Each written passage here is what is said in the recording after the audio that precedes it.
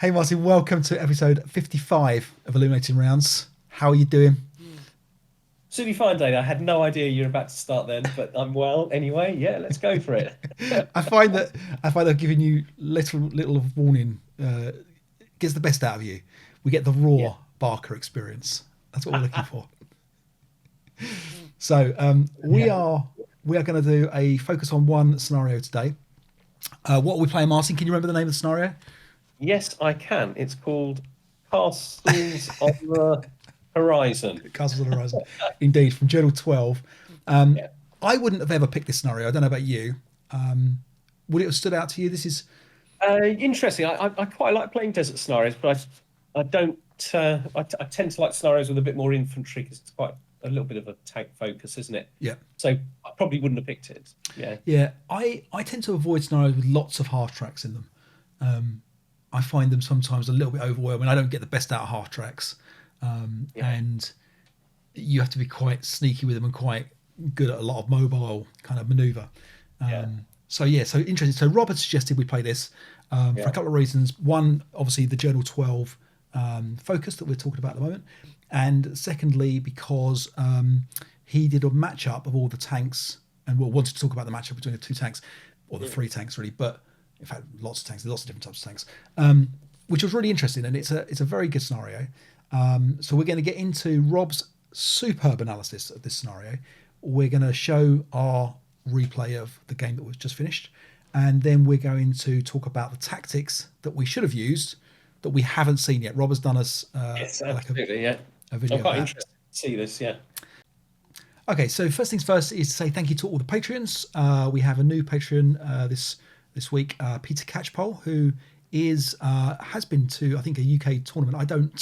I haven't met him yet, but I'm sure we will meet him soon at one of the tournaments. We're both going to Blackpool this year. Yeah. I'm excited. You're excited. Look at that. Look at that face of excitement. It's like all your Christmases coming at once. So we're going to do that. And what else is happening? We've got the coffee cups are being produced. Don't panic. They're happening. I can A tell. lot of anxiety out there. I can tell. There is. So there's going to be some pictures next time. I promise. The other big news that's happened is the Play by Mail tournament has started. Martin, you are in the thick of it. Yeah. How's it going? Well, it would be going really well, but I keep coming home from work and recording illuminating rounds with you instead of doing log files. So That's right. I'm in touch with everyone, and we are going to play. I think we're all going to play all of our games, or I'm certainly playing all of my games simultaneously. I'm going to Right. aim to do one log file per day, so it's going Brilliant. to be interesting. Brilliant. Looking forward to it. Exactly, and it's great. So we've got 10 players in now, which I'd missed. Obviously, I was going to miss someone that had so apologies to Jason, I think, who I missed. Yeah. But yeah, we've got everyone going now. The scenarios are all picked. We're playing the Edge of Extinction. We're playing Bicycle Race, Civics Ridge, Belgians and Centurions, and the Race for Sarvis. And the final is going to be Elephants Unleashed. And I'm very excited about the final because Ian Willie is doing the diorama for it, and there's talk of one of the Ferdinands being attacked by a flamethrower, Oh, in flames the hitting. diorama. Yes, Wow. yeah, Wow. it's going to be good. It's going to be good. So Do it, no question about that. exactly. This is going to be a good prize to win, and so he's going to send us progress pictures as and when he's able. He's going to start in a couple of weeks, so don't rush to finish your games because it won't be So ready. I put some money on that Ian Willie will finish the diorama before you order any cups and mugs for the. It's not as easy as it's not straightforward. Every time I find a nice cup or a nice coffee mug, and then I put the logos on, the logos are either tiny and they send me like a sample like image of what it's going to look like, and the logo's too small, and then they tell me if I want a bigger logo, I've got to use one of the nastier cups or a smaller cup. It's just Mm. it's not quite so it's been a bit tricky to get the right Yeah. colours and the right bits and pieces, but we're going to do it, don't worry. That's going to happen. So anyway, Peter, thank you for being a patron. Obviously other patrons are welcome, joining the fun. We do giveaways and all that kind of stuff, and as part of that you can join the Play by Mail tournaments, which now has obviously started for this year, and as we roll into next year we'll do another tournament and we'll figure out another thing for the live Vassal. One day, Martin, we will host somehow the ASL Championship of the World. I don't know how we'd do it. Yeah, it might be on your boat or in my caravan, but it'll happen. Yeah, I'm going off the idea of boats at the moment because it was quite hard work and no one else really wants to do it. I think is the problem. But yeah, somehow. But I was trying to work out how would even a championship of the world for ASL work, because how do you it would have to be Vassal presumably because but some very good players don't play. Just once. I mean, you could do it Vassal. I think just once you'd like give everyone 5 years notice, book a big place, and say actually in 2030 we're going to have a real face-to-face championship of the world. I was thinking, right, you could do it in a way where you have like qualifier tournaments. Okay, so I have actually put some genuine thought into this, right? You actually have, haven't you? I genuinely have. Like, for example, the US, Europe, places like regions like that would have their qualifying rounds. Yeah. So exactly. There's an actual nationalistic element here. So an American contingent goes to the tournament hoping to take the title back. Anyone could play. So for example, let's say Bounding Fire had a qualifying ticket. Maybe they shake the right hands with me and all this kind of stuff, and grease the wheels. We could put those tickets in bars of chocolate, couldn't we? Where do I get that idea from? We could, but what we could do then is you could have let's say there's 20 qualifying tournaments. If you win that tournament, you also get an entry to this World Championship thing. But the problem then is, because people have won it in a live tournament, that you would expect to play on, let's say Toby. We know Toby doesn't play Vassal at all. Okay, we know that Indy doesn't. I mean, I'm sure Indy would be up on the world rankings, but Indy doesn't play very much Vassal because he prefers to play live. There are players that, certainly. I don't know if Steve Plever, for example, plays on Vassal. I've not seen him. I mean, maybe he does. I know he's obviously one of the world's best players. So it's tricky to put a kind of tournament in Vassal that people qualify in live. It wouldn't even occur to me to do it on Vassal. I think you just have, UK style tournament in the UK, Russians, a Russian tournament, but they would be specially arranged to be a part of one of the heats towards this. So how would then the next round happen? Like, for example, so let's say you've got 20 of the world's best players. Okay. Yeah. So then we've got to get them all in one place. The best players may or may not be convenient for them to travel to another part of the world to potentially quite an expensive gathering. Right. I think that's the problem, isn't it? Right. So then you have to get sponsorship to the point where sponsorship helps pay, $500 for everyone's airfares across. Yeah. And I suppose you could have a qualifying, like a way of qualifying where you get that, say, $500 towards the cost of travelling. Other people can come along to the tournament, but obviously they're not seeded highly enough or whatever, and they won't get... but they could pay for entry. They could pay for entry. And that would fund, potentially, the people that have won. I mean, do you know what? I mean, you'd get some people would sponsor it, wouldn't you? There would be people out there that sell ASL products that would go, I'll put... But the thing is, you're looking at quite a few... I mean, £10,000, $10,000, aren't you, just for that idea of giving everyone $500 that's coming? Yeah. That's quite a lot of money, isn't it? It's in the ASL world. Yeah. Yeah. Okay, we're going to keep putting some thought behind it. Yeah. So feel free to send your ideas in. Yeah. Because I think it'd be quite nice, wouldn't it? Every 4 years we could have like an ASL World Cup or something like that. Yeah. And the thing is, because at the moment I think is it kind of a given that like maybe ASLOC is the premium venue, perhaps the premium tournament. I would have thought so. It must be the largest. Yeah. It's in the home of Advanced World Leader, isn't it? Yeah. And I'm not sure if it's run by MMP, but it's certainly attended by them, isn't it? They big launches there and things like that. Yeah, they do the Winter Offensive, don't they? They do. Oh yeah, that's true. But okay. Well, anyway, listen. Well, let's put some thought behind it. See if we can. It would be great to figure out how we get a world champion, and maybe the top players. If you consider yourself a top player, if someone has talked to you about this podcast or whatever, have some ideas about whether people are actually interested in knowing who the best player is for a particular year or whatever. It would be great, I think. Yeah, but I think it'd be great. Yeah, I don't think there's a huge appetite to pay to enter in a tournament more than the kind of usual costs. They're like £10-15 here, aren't they? Yeah, £15-20. And I know that people sometimes complain about that as well. So it's going to be a challenge. But anyway, all right, back to this scenario. We're playing. It's a desert scenario, Castles and Horizon. First things first, we're going to talk and show you Rob's introduction to this scenario and all of his kind of work he did. He put loads of work into this. So Rob, we really appreciate what you've done. We couldn't have done it without you for this episode. So take it away, Rob. Here you go. Welcome, ladies and gentlemen. This is the second attempt at detailing tank warfare in ASL, and I'm using a specific game here to show a combined battle. I'll just share my screen.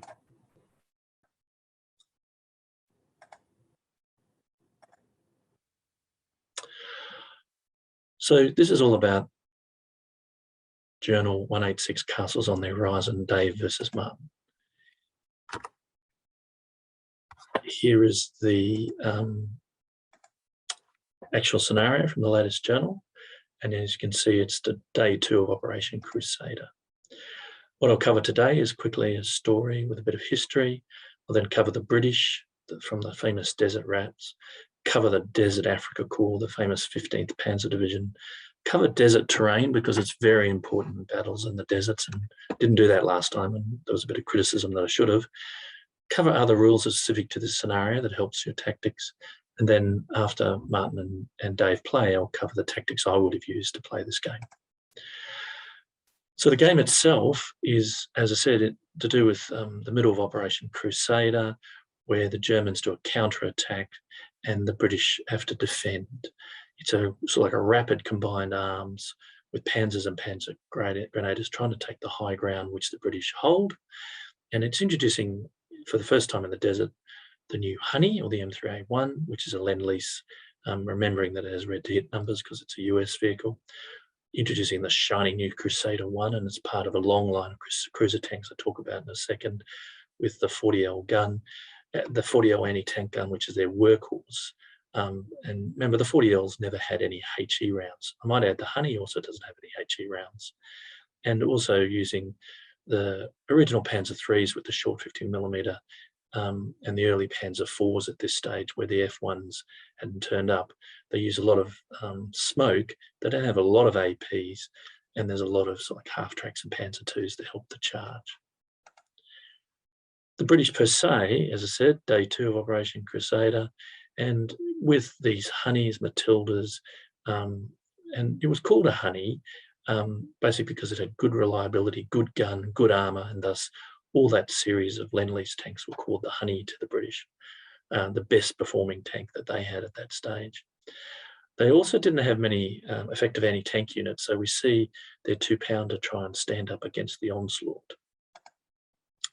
Here's a picture of the beautiful box art of what the Honey looks like. Here's the model of the Honey when 35th scale, cool little tank, and compared, as I said, to the US version, which this is from Tunisia. Importantly, ASL consists of the Honey with really good armour, basically the best armour at the time. It has the smoke discharger, so this is the first introduction of smoke dischargers. And it just reminds us that because of the ammunition and because of the optics, they had red to hit numbers at this stage. And the 37LL, which is a good gun I'll describe in a second, actually had only AP alone. If we look at the vehicle notes on this tank, it's mainly historical what occurs, and it talks about, and I'll show you another picture of this, red to hit numbers, US characteristics as well as the bow machine, as well as all the other machine guns, etc. And the other notes are really to do with where it was used. The next tank's considered is the shiny new Crusader Mark 1, which in Operation Crusader gave its name. I don't actually have, and there is no evidence of a 135th Crusader 1. Crusader 1's characterised by that bow machine gun being in a turret that you can see. The one you can build, which is readily available, is a Crusader 2, but it doesn't have a bow machine gun and it has thicker armour. So this is an evidence of a Crusader 2. Some of the characteristics of the Crusader 1, which is the one on the top that stopped, while the Crusader 2 is the one in motion down the bottom, is that this is the first introduction of the smoke mortar, which allows you to fire it up to 3 hexes a smoke round. I might add my Crusader 2 didn't have a smoke mortar, and I'm looking to see if there's any leftover smoke mortars in any of my Sherman kits that I can attach to my Crusader 2. If you look at the vehicle notes, all it talks about clearly is its history, as well as the fact that it has this unique bow machine gun. All the other things are really to do with being in North Africa. Crusaders were a long line of what was called the Cruiser tank series. These were the tank-on-tank battling tanks, and that's why they had the 40mm gun. And when they wanted to take on infantry, they often either put a 76mm close support weapon or a 94mm close support weapon, as evidenced in ASL by the A10 series on the top. The next line down is the A13 series, and as you can see, going from A10 to A13, they really improved the speed and the suspension of the vehicle. The Cruisers 1, 2, and 3 are listed there. Again, the Crusader 3, had the 57L, which was a much better gun, and finally started to introduce from Tunisia high explosive ammunition. Not a lot, but still at least the tank carried HE rounds, until they went to the actual Cromwell, which is the one down the bottom that they invaded Normandy with, which had plenty of HE ammunition and lots of other different types of ammunition. The third piece for the British was that of the 2-pounder. This model was very hard to get a hold of. This is the only production 135th model that I'm aware of, which I've been unable to ever purchase. It makes a lovely little model. This is not a 135th scale model, and obviously done by somebody else because they're into painting the figures a lot better than I do. Importantly, in ASL, it has this LF, which is actually its limbered fired situation, which they talk about how the history of the 2-pounder occurred, and how the British usually carried the 2-pounders on little trucks, and they were called the Portee trucks. The other notes are talking about limbered fire and the fact that they were in North Africa in the PTO. So in reality, the limbered fired mode, which you can jump into, is actually a pretty good mode. Again, your rate of fire drops, your L drops, but I'll talk about the fact that you might do a reverse slope defense. So you might limber up your anti-tank gun if it's under smoke from the Germans, and push it into a limbered roll in a reverse slope defense to get it moving. Considering the Germans, well, during Operation Crusader, they actually didn't have the Panzer IV or 3 specials. All they had were the older Panzer IVs, the D from the Battle of France, and the E, which is just putting armour on a D. The F1 was present at around that time, is not shown in this scenario. They had a lot of mobility with their half-tracks, typical of the Desert Africa Corps, and lots of Panzer IIFs and Gs. The Panzer IIF and G, this is the Tamir box, and these are the F and G, really the difference just being the storage component at the back. In ASL, it's got that smoke discharger, and it's a small vehicle with a reasonable armour for the time. The notes really are historical as well as talking about North Africa. The Panzer 350, whether it's the G or it's the H, this is the G, and the armoured H basically is looking at a vehicle that is almost the same, but one just carries more armour than the other, and that's represented with the G above. Again, the smoke discharger, again, the better armour in the H below, and in reality, the introduction in 1941 of APCR rounds. You have to roll low, but still, they were available. So the vehicle notes just basically talk about North Africa and the history behind these vehicles. The 4E was really putting armour on a D. They do have a nice E model from this Russian 135th production company, and I've made that model. It's a lovely model to make with the extra thick armour placed on top. The typical D in the desert is actually very hard to get a hold of it. This is the only tropical version of the D done by Dragon. I am now able to get a hold of it. Here's someone who's, again, not me, because you can see the figures are a much better painter than I don't paint toy soldiers very well. And the one D you can get easily a hold of is the Tamiya D, which I've done for the Battle of France, but not for a tropical version because it didn't have the filters, etc., that you require to do the tropical version. So in ASL, the D is on the top, showing that it has limited AP ammunition, but a lot of smoke, reasonable armour for the time. You then up armour it to go to the E, so you increase your armour to get your E with the same characteristics. This is across the board. The D is actually off screen on the left there. That's the back of that German grey tank. The E is the one that you first see going from left to right clearly. Then you've got your F1, and then you've got your Vor Panzer, which is up armouring the F1. In ASL, we don't seem to have a Vor Panzer or up armouring an F1, but we see the F1 down the bottom where the armour is inherent, not just tacked onto the E. The F1 actually had inherent armour. The vehicle notes describe mainly historical, and the actual notes themselves just talk about North Africa.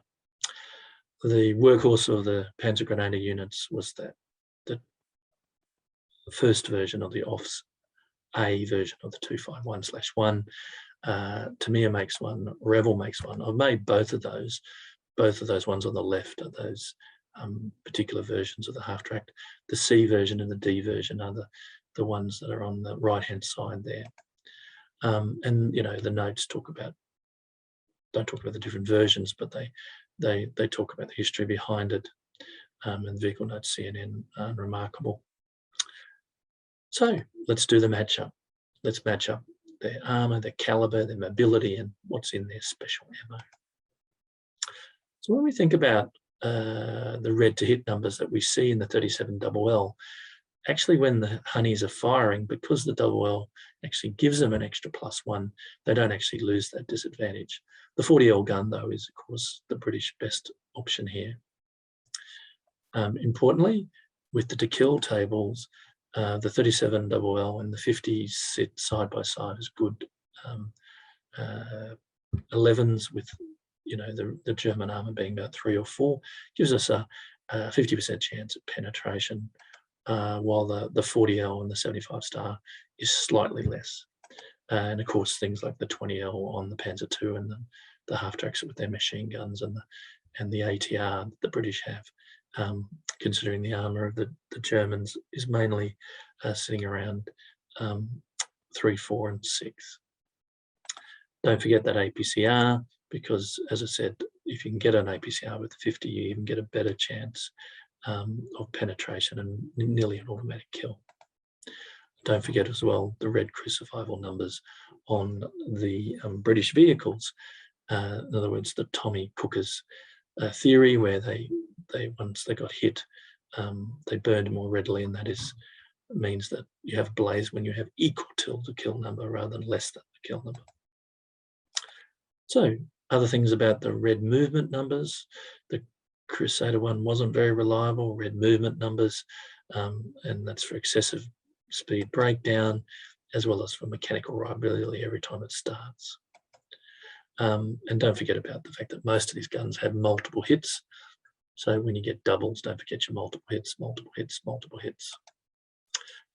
What about looking at a summary of the advantages and the disadvantages, etc. So with the British, the whole game is about time. So using delay is your best tactic, and I talk more about that in the tactics. The sun is in the Germans' eyes for 2+ turns, and you'll see that with the sun blindness I'm just about to cover. The 37 and LL is as good as the 50, and the 40L is the best at long range. Don't forget your honeys can hull down, crest, or fight reverse slopes. And you get the first kill with the half tracks as vulnerable main target shoot before they dump their parcels, because then you can shoot them on the way back too, and you have all these potential victory points. The German advantages, well, you've got a good gun, the APCR, lots of smokes, good mobility, and really the victory points do favour the Germans for terrain. So when you match up the tanks, this is kind of like what it looks like, a big gaggle of German tanks taking on those fairly isolated British tanks. The honey itself, as I said, is what the game's all about. A nice little tank, but it can be ganged up on. The next phase I want to move into is the desert and ASL. Most people think the desert ASL should look like this, where you're crew bumping along in your four-wheel drive and nothing gets in your way. But in truth, the desert looked like this, where tanks and or anything with rubber tires really struggle to move fast. So you have to slow down and be careful. And this is where the rules really focus themselves, the real desert. So things happen like with emplaced guns. Unless you're in concealment terrain, they're not emplaced. Things happen regards routing. You have to actually be within 6 hexes to give a routing unit a hard time, and surrender never happens. Correction, surrender always happens. People love to surrender in the desert. Don't forget scrub, which there's lots of, is good concealment terrain, but you also have to pay with vehicles more movement to go through them. So it will slow down a game where time is of the essence. Obviously things like dummies, etc., can all set up in concealment terrain. And finally, Hamada, which I can show you a picture of, is that broken terrain, so the rocks and everything. So it slows you down, and anything with rubber tires can immobilize on it unless they spend a lot of time on it. So looking at that, basically this is the table where you get positives if you're things like a truck, etc. But in this case, it's the half tracks are in trouble. So if you don't spend the extra points, you're in trouble. So remember, looking at the half track column, you have to spend twice the movement of your armada. So you're looking at 4 movement points to get half track through there, which again slows you down. So what that means is that the board is seemingly have these corridors where the half tracks freely move without having to take bog check after bog check. In reality, mobilization check. And so it's a bit like moving between mud. So keeping that in mind when you're doing your attack and your defense is a key to the Armada rules. Another important rule, which is very important, is the wadis. The wadis are very difficult, and I do recommend that people remember that when you're exiting it, you have bog. Cresting in a wadi is one of the greatest advantages, and this is where British tanks in defence on crest positions are fantastic. And don't forget that they have different effects by indirect and direct fire. The other 2 things I want to cover are Hillocks and Sun Blindness. With the Hillock, I'll show you the picture so you can read it yourself on screen.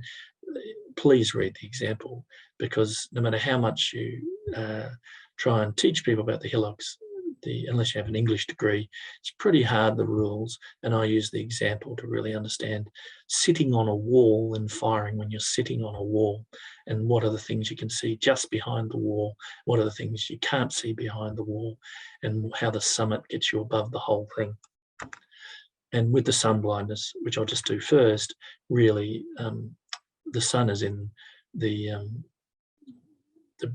Germans' eyes, so when the Germans attack, they've really got the sun in their eyes as they're attacking. So they can't see the British easily, and the British can just pop them off. So as I said, this is the Hillock rules, where you go through this example from the rule book very slowly, and you finally understand who can see who and where this sitting on the wall, etc. is all about.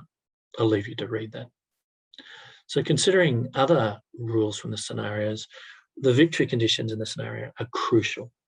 Okay, really Germans only need 5, and you have a potential from the summits of 12.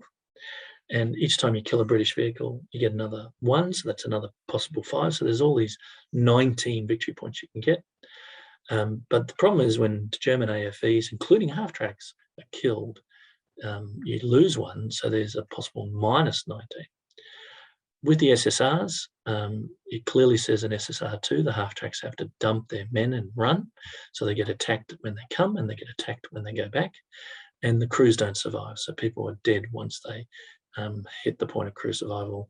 They can burn, of course, but if they don't burn, then there's no crew come out. And there's a couple of desert things to ignore that I've just put there, talking about Axis vehicles where November, so we don't have to consider it. And it's moist terrain, so there's no vehicle dust, which I missed in the last scenario. Okay, so Rob's given us a great overview of the game. Martin, any thoughts pre-game to this one before we flick over? Yeah, I remember when I was setting this up, and obviously I'd heard some of all of those comments from Rob. I thought the obvious thing would be to drop this infantry off very quickly and send the half-tracks off. But I kind of felt like it would be more fun to use them a little bit and to try not to lose them, obviously, because they count as points. But I thought it'd be quite interesting to use the half-tracks. Right. So by the way, keep them relatively safe. So to clarify the victory conditions, because they're a little bit complicated. So the Germans have to get 5 points, and they get 3 points for every summit of the hillocks. So there are 4 hillocks. 4 of those. Yeah. So we have 1, 2, 3, and 4 here. Yeah. And the British get 2 37LL Stuarts, are they? I think. Yeah. And they have one gun, 40. which is hipped here as a 40L gun.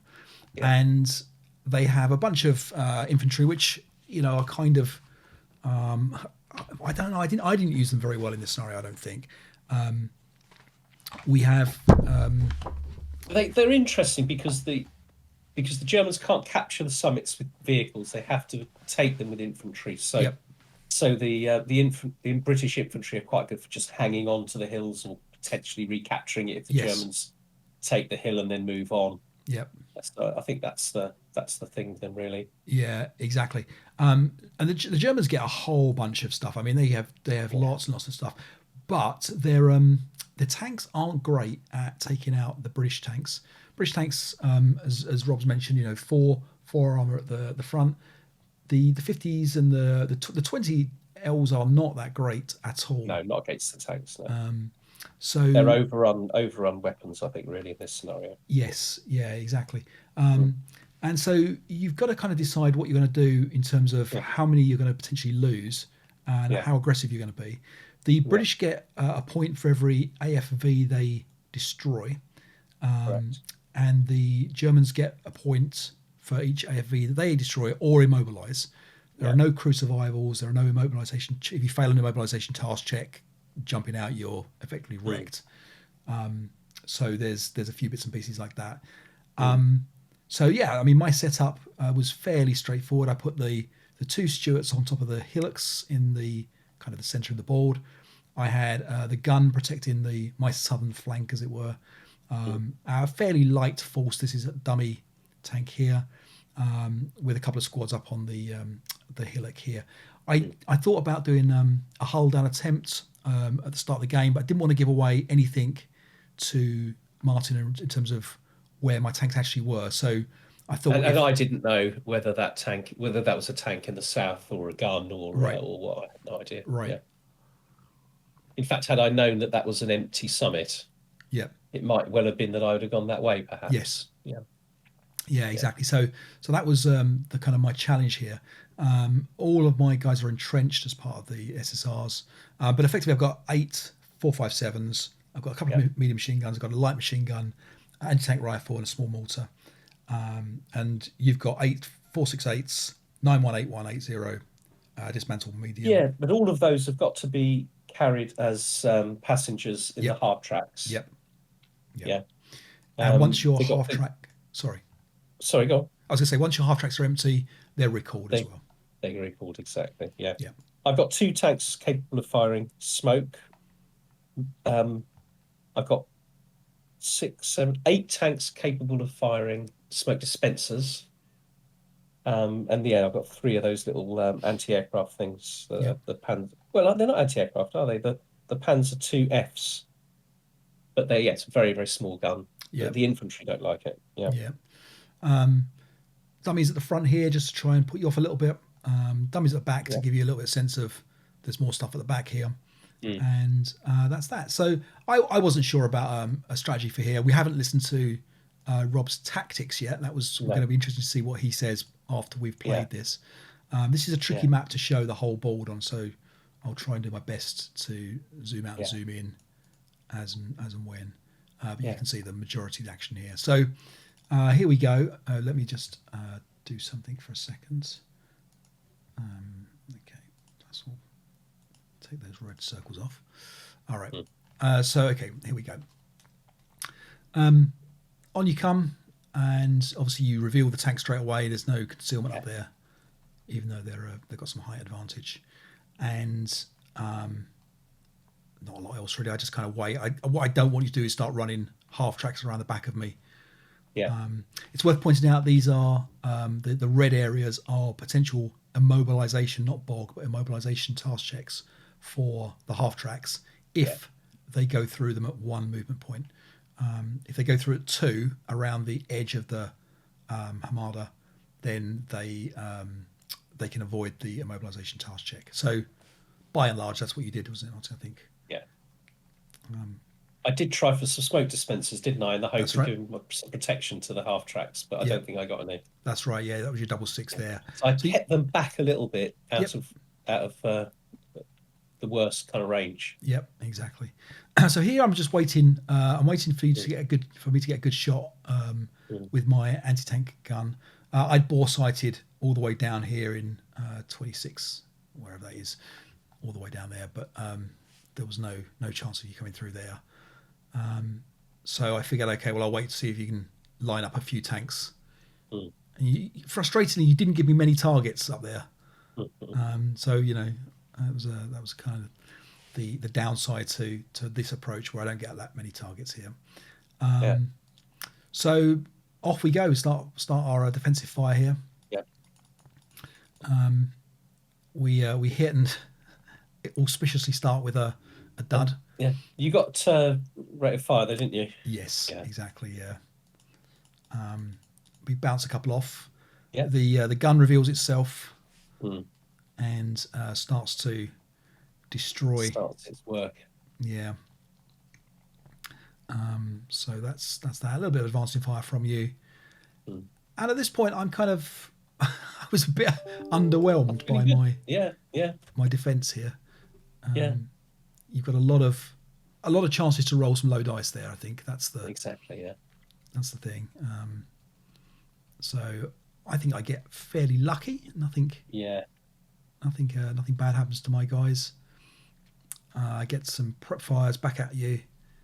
I managed to take 2 out. We stun one. Yeah. A potential shock there as well, possible shock that goes through. And at this point, so we've got four tanks already down. And one possible. Yes. Yeah. Yeah.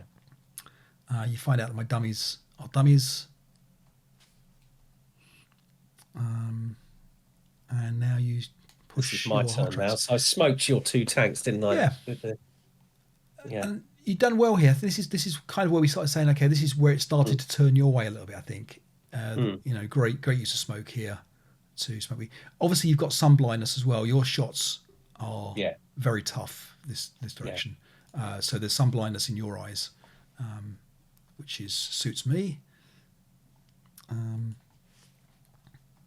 So it gets destroying those tanks in the south. Yeah, another one is killed.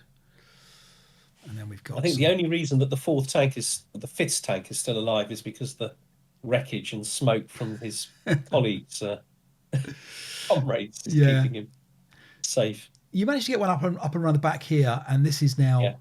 It's quite tricky for me to actually protect against that. Yeah. So you can see obviously with only 2 tanks, my 3 40Ls come on turn 3. Turn 3. Yeah.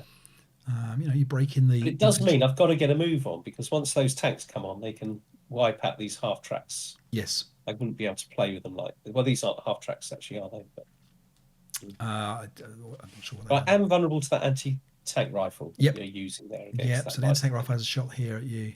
Doesn't do a lot, but I mean, you've absolutely captured this hillock, all bar the shouting, really.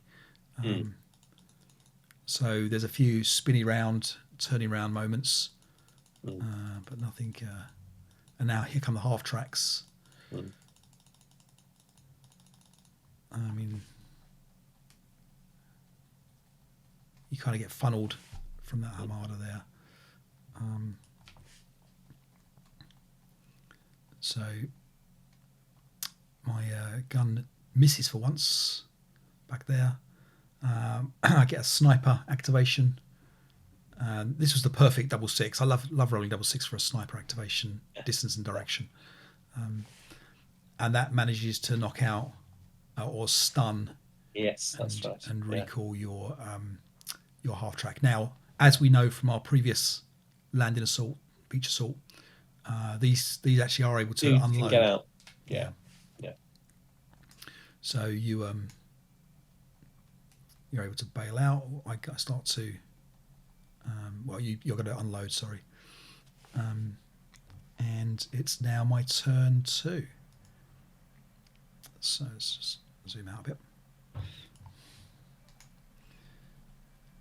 So the gun doing its best. I think I started to do intensive fire a few times.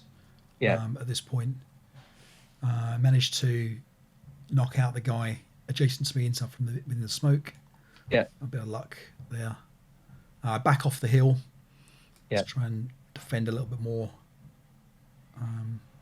You encircle my troops on the northern hillock.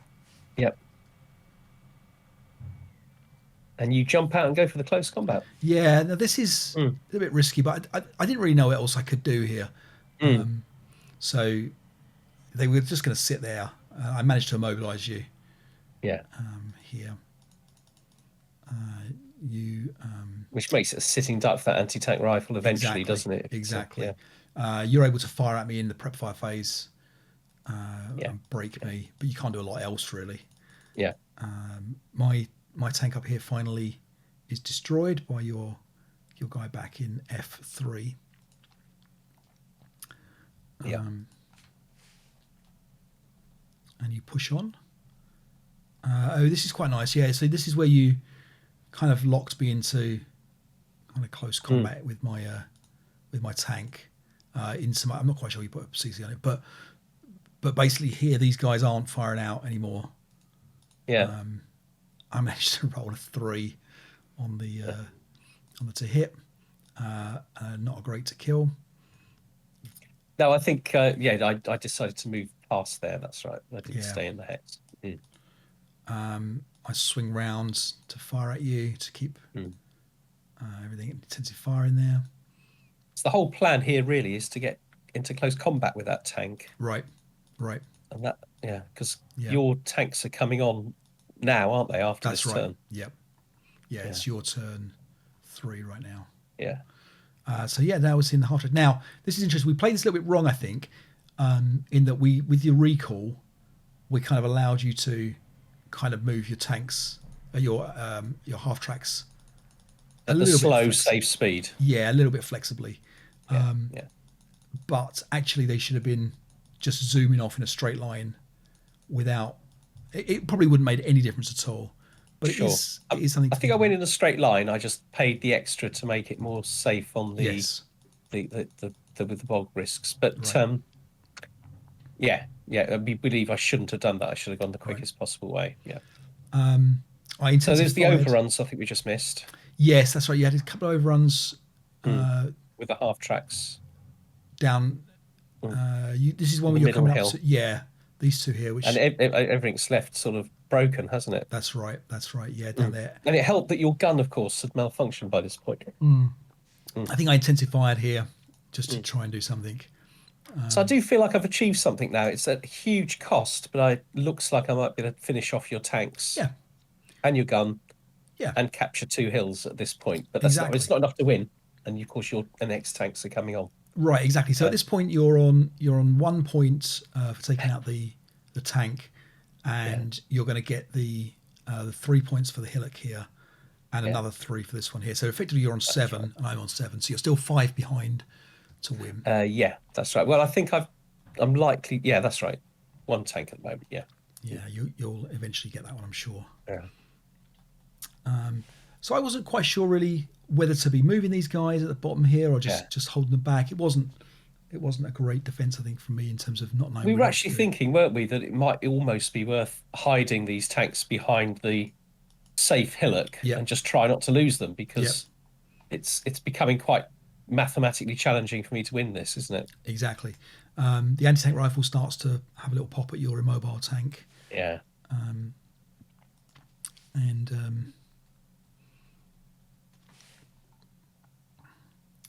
Now, interestingly here, so I have some decisions to make about we have a melee, don't we? In the these guys have to rout away. I think you roll quite high, and these guys are going to get away. So a bit of advancing. Melee, you roll an 11. I'm able to low crawl away, or withdraw, away. You immobilize my tank here, and that gives you that point.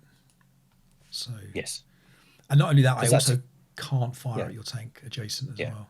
Yeah. So here we go with the tanks and where they're coming on. So I decide basically just try to secure the bottom hill and to just put a little bit of some fire on this middle section here. I got some very vulnerable looking half tracks around, haven't I? So exactly. I think they're looking like some cheap points for you as well. Exactly. So you're still 5 behind. So effectively you need both hills, and you mustn't lose anything to win this at this point. So a little bit of prep fire that doesn't really do very much. Oh, you I think you lose. You got a shocked. We get a possible shock that shocks your tank. And to be fair, you were quite unlucky on this. You had one before, possible shock that you. I had 2 possible shocks. Yeah, exactly, and they both became go for the shock, kills, and then kills. Yeah, exactly. Spoiler alerts there. Yeah. So the tanks just kind of secure the areas. Now you have a couple of nice shots here. You get a nice long shot way back here. Yeah. And you've got these ones here that are going to be shooting. And this tank really does need to. This tank here, the U2 guy, really needs to kind of get himself sorted out here, and so you're going to flick him around at some point. Yeah. And take the shot here. And this guy has a decent chance of taking him out, isn't he? You've got like, I think, is it 10 to kills? So, yeah. With my 4 front armor. So definitely doable. And I think those are my favourite kind of tank battles where, looking at 6s to kill is quite a nice. There was an awful lot of that in this game, actually, wasn't there? Because the vehicles are relatively evenly matched. I thought they just got slightly different edges over each other. Right, exactly. Yeah. Exactly. The mortars having some shots at the half track here, so no effect. And then we'll see. Oh, you get the heat of battle. That's right. I get a rally. The leader. You get a hero. Yeah.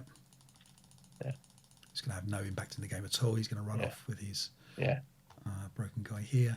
I don't manage to get this gun back, which would have been a nice, easy few points there, I think. Then you roll a 6 for your flip, and that's that. And then we have So it's my turn, isn't it? That's right. So we'll see.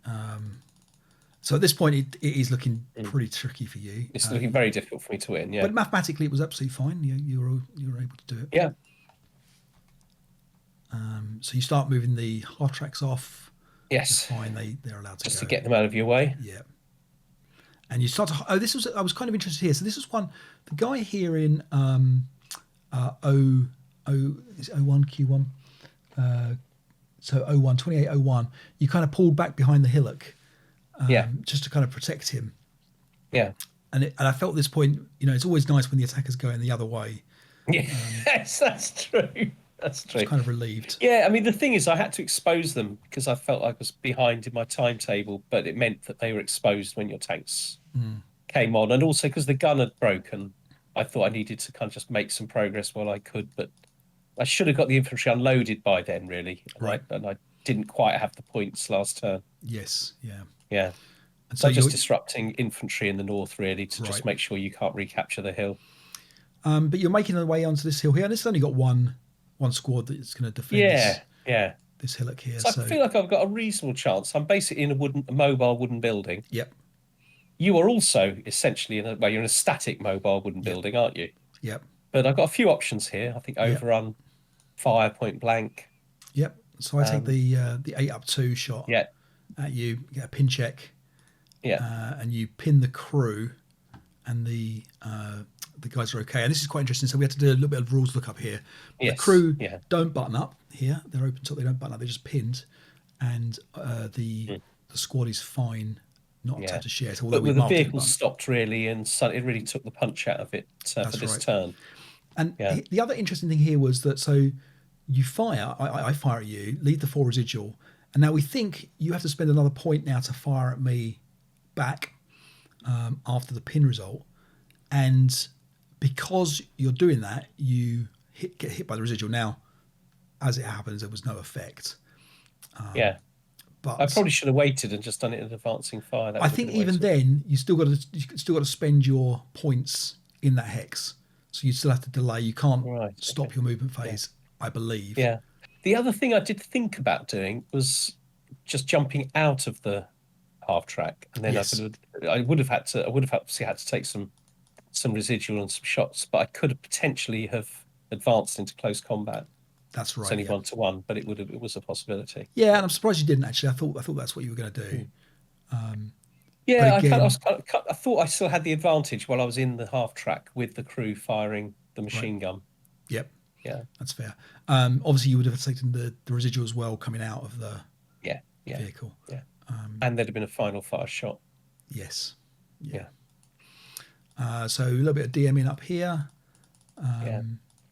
In comes one of your final tanks. I'm trying to be clever here, so I'm not being blinded by the sun with that tank in that position. It fires at your tanks. Exactly. Now this line of sight here was caused a little bit of trouble because hillocks are inherent terrain. Hillock, and the line of sight here is going to clip the exact vertex here, we think. Yeah. And so we think that's blocked on the basis that the hillock is going to cause a problem. But it also tells you that the other tank can see. You know that. Yeah, this one can. So on we go. So we have a little bit of first fire from this guy here against the infantry on the. Oh, in fact, actually, it's on against the half track that's leaving. Before it got onto the top of that hillock, and then I get some nice.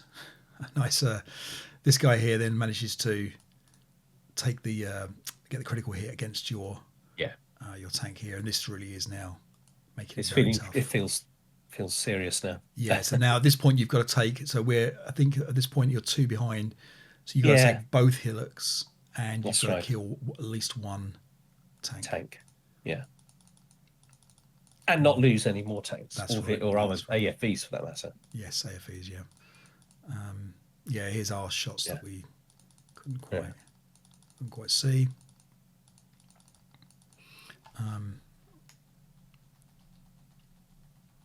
Okay. It's a little bit of repositioning.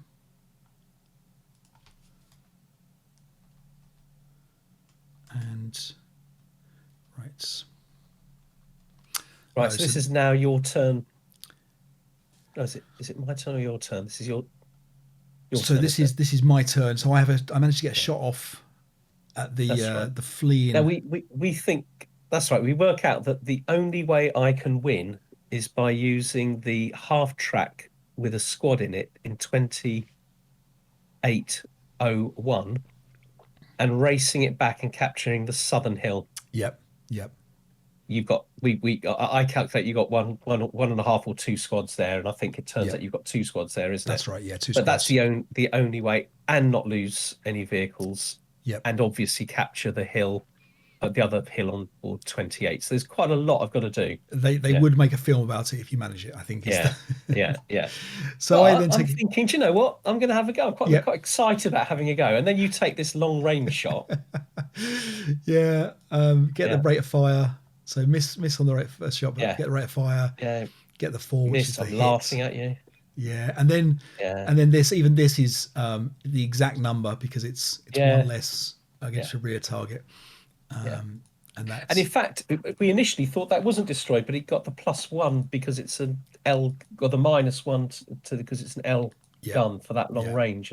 Exactly. Yeah. So now it's looking extremely difficult. That's right.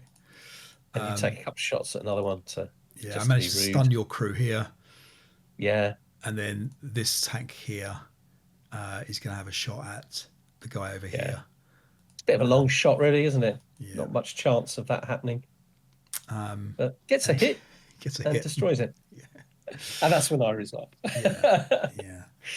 It's but yeah, because that's 2 extra points, isn't it? So you're now on 11 points. I got 6, 7, 8. Yeah, I've got to get 5 plus the difference. It's 5, 6, 7, 8 points. Difficult. It was such an interesting scenario. Do you know what? It felt like death by 1,000 cuts. You know, just another little broken squad, another pinned crew, another 8 tanks blown up in one turn. It was it was tough.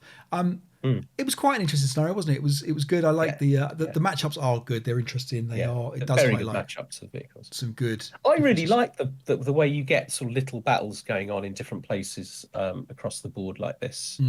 It feels quite authentically deserty. I've literally got no idea. You know, I do not know enough about war, certainly not desert warfare, to know whether. But it feels like that it captures the flavour somewhat very well. Yeah. No, you're absolutely right. And what I quite like about it is it kind of cleans itself up as the half tracks move off the board. The board gets a little bit less intense. Counter density goes down a bit, and it becomes a little bit simpler. You know, so what starts off as quite a clean battle gets a little bit messy in the middle, and then cleans itself up again towards the end. Yeah, absolutely. So I'm intrigued to hear about what Rob is going to talk about the tactics. We didn't watch this bit beforehand, so we're now going to watch the tactics and see how much of what Rob says we should have done is what we did do. So, Rob, take it away. So finally, the tactics. So please look away, Dave and Martin, if you haven't played your game yet. So from my point of view, I think I've got the 5 rules of the British. Time is on your side, delay. Kill the half tracks. You've got these corridors, which you can even bore side. Kill them on the way there, kill them on the way back. Kill, kill, kill. So you've got these long range shots. And then when the Germans get around the sun blindness, you can then start to do things, particularly if they smoke you, go into a reverse slope defense on the hillocks. So use the hillocks as little castles, and that's why, presuming the scenario is called castles, and really do those reverse slope defense to try and be there when the Germans that have survived the mass attack and trying to take their hillocks, you're in a position where they have to get right next to you to kill you. And when the Crusaders come on, remember, they're good to kill from the rear, and they're good to get into these wadis and get into crest positions where they're hull down and can be quite lethal because you're after 2-to-1 kill ratio.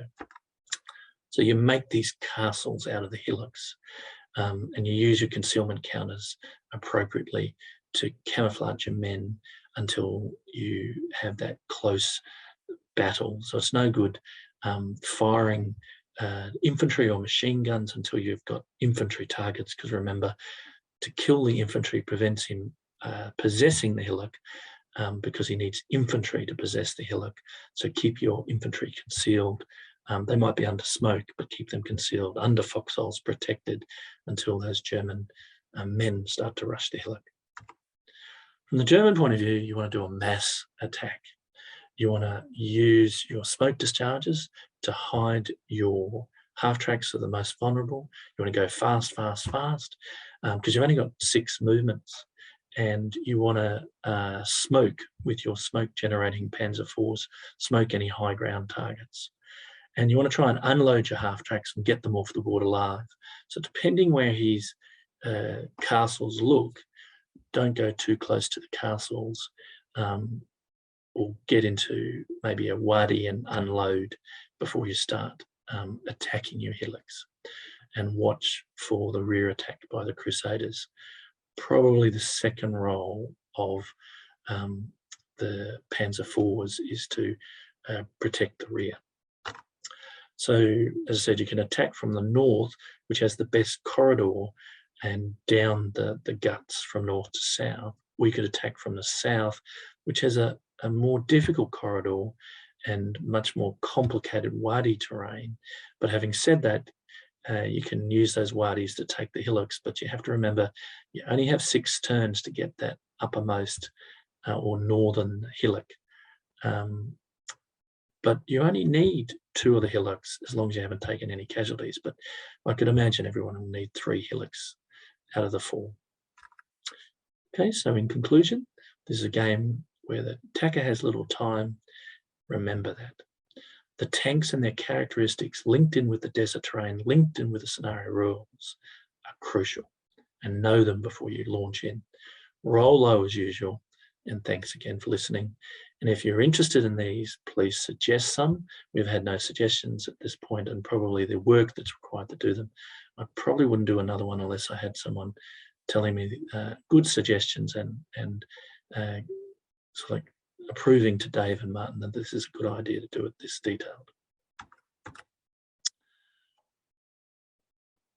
Thank you very much. So excellent, Rob. Thank you for that. That's certainly given us some thought. So Martin, what's your view then on Rob's? So I thought you pretty much did exactly what Rob was suggesting there. You had the reverse slope with the infantry. They kept them concealed until the last minute.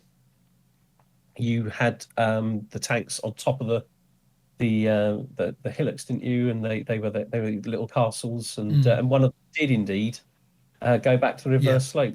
Yeah. So I didn't use the wadis. Didn't use the wadis, no. And I thought you would use the wadis. Yeah. I know you explained why you didn't use hold down on the hilltops. I still might have been tempted to do that. I don't know. Yeah. Because it just makes them so much less vulnerable, doesn't it? But the wadis, I think, is a bit of a no-brainer with the second bunch of tanks coming on. Yeah, and from your perspective, so you came on more of a frontal assault, but you did mass in 2 big groups. Yeah. It feels like there's not enough time to go like from the top all the way down or the bottom all the way up in one group. Yeah, that's right. But the advantage is you're going to have what 8 or 9 shots to start with against one tank, for example. Yeah. Very quickly, that tank is going to get destroyed, isn't it? The thing is that it's not entirely true, because if I'd have attacked entirely in the north, for example, everything massed there, you still would have been able to take side shots from the southern tank. So I think it's not straightforward that all of them in one place limits your shots. But what you had is when you stopped to take those shots, all of your tanks were in the sun blindness position. Whereas coming up and around or down and up would have mitigated that. Yeah, that's right. I mean, what I'd quite like to, that's right, up and down like that would have mitigated it. That's true. I think what I thought about them firing at, not at the one in front of them. Do you know what I mean? So having the southern group fire at your northern tank, and the northern group fire at your southern tank. But what that does is it exposes the sides of the tanks, with weaker armor to the tank there in front of us. So I just thought, just to head on with it. Yeah. It's certainly less movement. You had the movements to get to all 4 hillocks, I think. That way, it's just that you paid the price for. Yeah, because it's by having 2 groups, you could potentially get all 4 hillocks, because they take one each and then take a slight dog's leg to the left, and then they could take the other one. Yeah. That was sort of the thinking behind that. Yeah.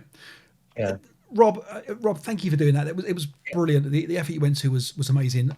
I mean, Martin, I don't know. I would happily do something like this again. I would very, very happily have Rob do that again. Yeah. Yeah. So we need to give Rob lots of kudos for all the hard work he did. If anyone has suggestions for a scenario they would like to look at, I think Rob likes the armor side of things, so it would be a heavily armored based one. If anyone else wants to have a crack at doing something like this as well, if they've got a particular pet scenario, Matt Shostak has got in touch with us after we talked about his article around heading the noose.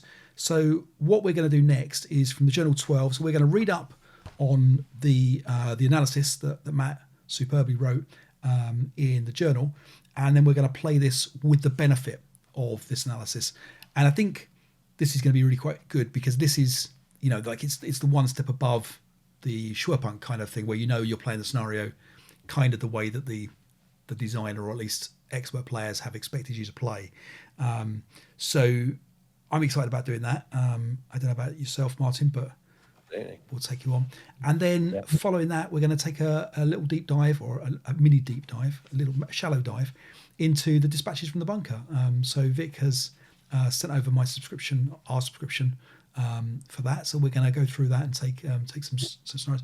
It's interesting to see how many of those scenarios have been taken by MMP because they are they are good scenarios and they've been republished in the Best of Friends pack, for example, and things like that. I think maybe the dispatches from the bunker pack. I think out of the bunker.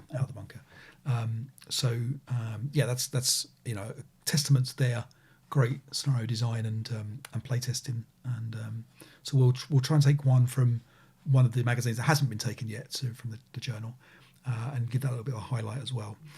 So I'm up for that. So if anyone has suggestions for any good dispatches from the bunker scenarios that we could take a look at, really good. Yeah, good. Okay, well, Martin, well played today. Magazine articles as well, aren't they? Those the dispatches from the bunker. It's not just the scenarios. Yeah. Exactly. Sorry, I interrupted you. Just cutting me off there. Carry on. I was literally saying well played today, and thank you for the game. There was nothing useful. Rob, thank you again for all the work you've done. Couldn't have done this episode without you. We appreciate it. Let Rob know if you like this kind of style of scenario analysis, and if we should have looked at the tactics beforehand, or if we shouldn't have looked at the tactics. We're interested in any kind of ideas like that.